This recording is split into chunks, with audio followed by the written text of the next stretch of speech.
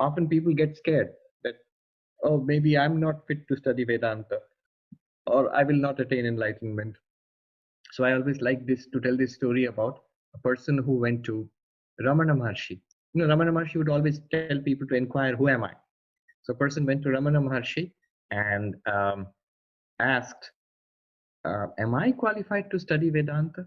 Am I qualified? Adhikari. And Ramana Maharshi said, did you say I? If you said I, then you are qualified. The practice is, who am I? So if you can say I, then you must be qualified. So maybe it's not as easy as that, but the point is we are all qualified for Vedanta because ultimately we are Brahman. Who else is more qualified for Vedanta than Brahman? So we are that ultimate reality, and of course we need to. The whole purpose is to discover that. The Vedantasara is easily available. It's published by Advaita Ashram. It's available in India. It's available here in the United States, translated by Swami Nikhilanandaji. It's a very good book. It's good to have the book in hand. Who is the qualified student? Who has studied the Vedas and the auxiliaries, the Vedangas? I'll explain that in a traditional manner. That is, being initiated into Vedic study, and you go to a guru and you study the Vedas, the 4 Vedas, or at least 1 Veda, and the Vedangas, texts which one needs to study in order to understand the Vedas. So all of this, it is there in the Mundaka Upanishad. A list is given. The Shaunaka is this student who goes to the teacher in Mundaka Upanishad and asks, what is that by knowing which one can know everything? And the teacher, of course, the question is, of course, about Brahma Vidya, the knowledge of Brahman, the ultimate reality of the universe. So if you know Brahman, you know the ultimate reality, and therefore you know everything. But the teacher starts by saying there are 2 kinds of knowledge. Dve vidye veditavye parachaiva paracha. So there are 2 kinds of knowledge, the transcendental and the relative. And what is the relative knowledge? So when he talks about the relative knowledge, he gives the entire Vedic study syllabus, So that's where you find what is meant here by Veda Vedanga. I'm explaining that. The teacher says to Shaunaka, Tatra para Rigveda Yajurveda Samaveda Atharvaveda Shiksha Kalpa Vyakaranam Niruktam Chando Jyotishamiti. So relative knowledge is the 4 Vedas and the 6 auxiliaries called the Vedangas. The 4 Vedas, Rig Veda, Samaveda, Yajurveda, Atharvaveda, and the 6 subjects one needs to know in order to understand the Vedas. What are the 6 subjects? The Chanda, the Vedic prosody, how the Vedic meter was written. And then Jyotisha, study of the movements of the stars in order to find the right time for the Vedic rituals. Um, Nirukta, the Vedic dictionary, and then Vyakarana, the Vedic grammar, then another one, Shiksha. Shiksha here means, Shiksha does not mean education, Shiksha here means the proper pronunciation of Vedic, the Vedic chants, how to pronounce it properly. So there are rules for that, and so on. So these are called the Vedangas. So this is having studied the Vedas and the Vedangas, and apatata adhigata akhila vedartha. Having understood in general, apatata adhigata means having a general idea of the entire meaning, not having realized Brahman, that then there's no purpose of the study at all. So having known the general meaning of the Vedic teachings, having studied the Vedas and got an understanding of the Vedas. And this is important. Asmin janmani janmantareva. If you're thinking that that's a huge thing, I have not studied any of the Vedas. I don't know Sanskrit or the Vedangas or anything, and there's no chance of me studying that anyway now, and I'm not going to let me stop this then. No, it says Asmin janmani janmantareva, in this life or in past lives. So the whole point is this entire qualification. One may be qualified for Vedanta. One does not have to actually go through this process if one has inquiry, if one wants to realize that the purpose of life. Enlightenment is the goal. What is to be done? Kamya, there are certain things which are to be given up. Kamya nishiddha vajjana purasaram. Nishiddha karma, one must give up immoral activities, sinful activities. What is prohibited? Nishiddha means prohibited by religion, by morality and ethics. One must give that up. And then kamya, not only give up the prohibited actions, but also there are actions which we perform for our selfish reasons. So those things also should be given up.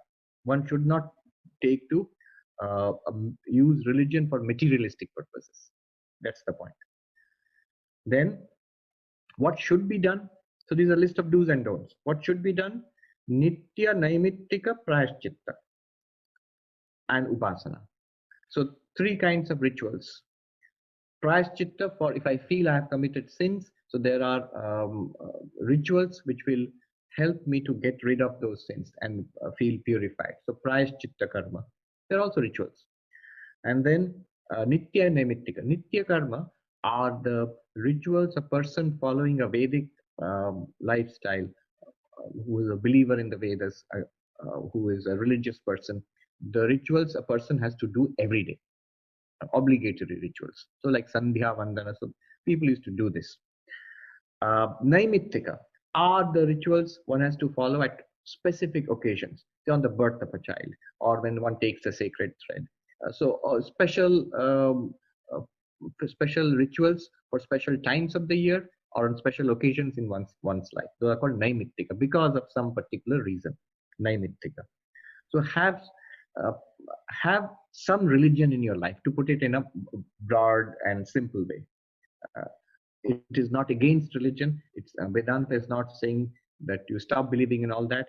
I am Brahman and that's it. No, a devout religious life is very helpful for Vedanta. Notice these are preparations for Vedanta. To be a student for this book or for Vedanta, it's helpful if one has a religious background. That way I can put it. Uh, and an ethical and moral life, ethical, moral, religious life, and upasana. So this upasana is, in Vedas, certain meditations were prescribed.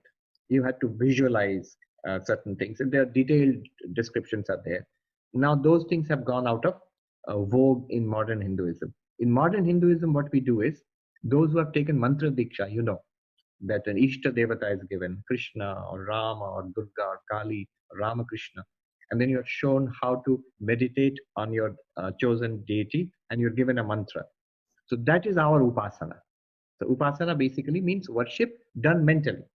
Upasana has two sides. One is the physical puja which we do, which are equal to Vedic rituals. And then there is the actual mental internal worship that we do, which is visualization, repeating a mantra, which is equivalent to the Vedic upasana. And why is this done in such a way? Remember, this goes back to the structure of the Vedas. The Vedas themselves, the four books, if you see the constituents, what are they all about? They're about three things: karma, upasana, jnana. Karma means ritual, upasana means worship, and jnana means worship or meditation. Let's say meditation. And jnana means knowledge. Ritual, meditation, knowledge. Karma, upasana, jnana. This is the structure of the Vedas. In all the Vedas, all the texts that you find there, they're concerned with these three. So that's why you will see here there is some instruction about karma. What do you do with the Vedic karma? Those karmas which are prohibited, don't do them. Nishiddha. Those which are related to fulfilling worldly desires, don't do them. Those which are obligatory duties, rituals, nitya karma, do them. Which are occasional major rituals to be performed, naimittika karma, do them. Which are for repentance and for, if one feels guilty about past misdeeds, prayaschitta karma, do that. And then the second component is upasana, meditation. That also you have to do, upasana. Having done these, you come to the jnana portion. Three parts: karma, upasana, jnana. You come to the jnana portion finally. The last and final portion of the Vedas, which is found in the Upanishads, which is called Vedanta. So we are now going to enter Vedanta. You see, I hope this is making sense. Now we are going to enter Vedanta. Who is going to enter Vedanta? Those who have already done the karma and upasana portions of the Vedas. What does it mean for us today? For us, it means today that some religious background is necessary, an ethical life is necessary, plus some practice of meditation is necessary. It's a good, solid foundation for Vedanta, which we are going to enter now. This is an interesting balance. Usually, religion is understood as rituals, prayers, meditation, and here in Vedanta, we are being told all those are not the actual, the essence of spirituality. But on the other hand, those are not to be dispensed or scorned and thrown away. Some Vedantists make that mistake. So they say, we don't need rituals. It goes back to the time when Advaita Vedanta was being taught, becoming popular in India after Shankaracharya. So many Hindus thought, are these people actually Hindus? Are they religious people? Are they some kind of Buddhists? Are they some kind of atheists or skeptics? I mean, do they go to temples? Do they take bath in the Ganga? Do they go on pilgrimages? Do they believe these things? So the Advaitin had to say, yes, we believe all of it. We believe all of it, but all of it is what is called the transactional, Vyavaharika level. At that level, and it's a very good preparation for the actual Vedanta which we are going to talk about.